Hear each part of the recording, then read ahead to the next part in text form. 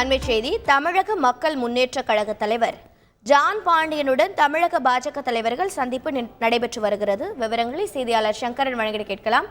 சங்கரன் வணக்கம். இந்த சந்திப்பில் யாரெல்லாம் பங்கேற்றிருக்கிறார்கள்? இது கூட்டணி தொடர்பான சந்திப்பா? மேலும் என்ன விவரம்? வணக்கம்.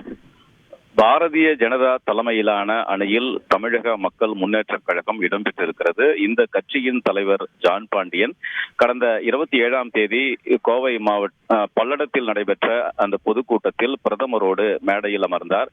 கூட்டணி என்பது ஏற்கனவே உறுதியாகிவிட்டது. ஆனால் தமிழக மக்கள் முன்னேற்ற கழகம் ஒரு மக்களவை தொகுதியை எதிர்பார்க்கிறது. தென்காசி தொகுதி வேண்டும் என்பது ஜான் பாண்டியனுடைய நிலைப்பாடாக இருக்கிறது.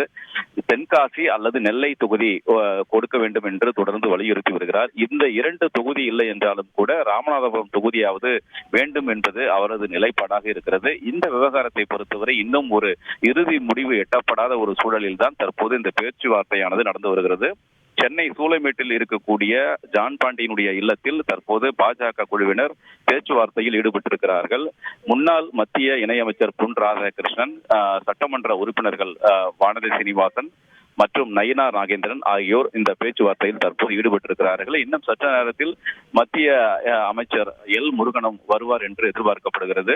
இந்த பேச்சுவார்த்தை தற்போது துவங்கி நடைபெற்று வருகிறது. இந்த சந்திப்பின் போது தங்களது கட்சிக்கு கண்டிப்பாக ஒரு தொகுதி வேண்டும் என்ற கருத்தை ஜான் பாண்டியன் வலியுறுத்த இருக்கிறார். தென்காசி, 2வது நெல்லை அல்லது ராமநாதபுரம், இந்த 3இல் ஒரு தொகுதி கண்டிப்பாக வேண்டும் என்ற கருத்தை அவர் வலியுறுத்த இருக்கிறார். இதற்கு பாஜகவினுடைய நிலைப்பாடு என்ன என்பதை அவர்கள் தெரிவிக்க இருக்கிறார்கள். பாஜக தரப்பில் ஏதேனும் கண்டிப்பாக ஒரு தொகுதியை வழங்குவார்கள் என்ற கருத்து எதிர்பார்க்கப்படுகிறது. இந்த பேச்சுவார்த்தை நடைபெறுவதால் இங்கே தமிழக மக்கள் முன்னேற்ற கழகத்தைச் சேர்ந்த தொண்டர்கள் ஏராளமானோர் இங்கே குவிந்திருக்கிறார்கள்.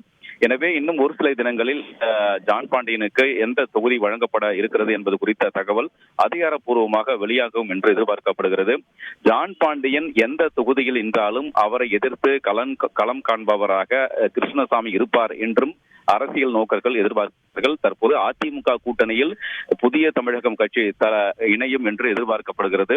அப்படி ஒருவேளை அதிமுக அணியில் புதிய தமிழகம் கட்சி அந்த அணியில் இடம்பெற்றால் கிருஷ்ணசாமி போட்டியிட இருக்கிறார். ஜான் பாண்டியன் எந்த தொகுதியில் நிற்கிறாரோ அந்த தொகுதியில் அவரை எதிர்த்து கிருஷ்ணசாமி நிற்கக்கூடும் என்றும் எதிர்பார்க்கப்படுகிறது.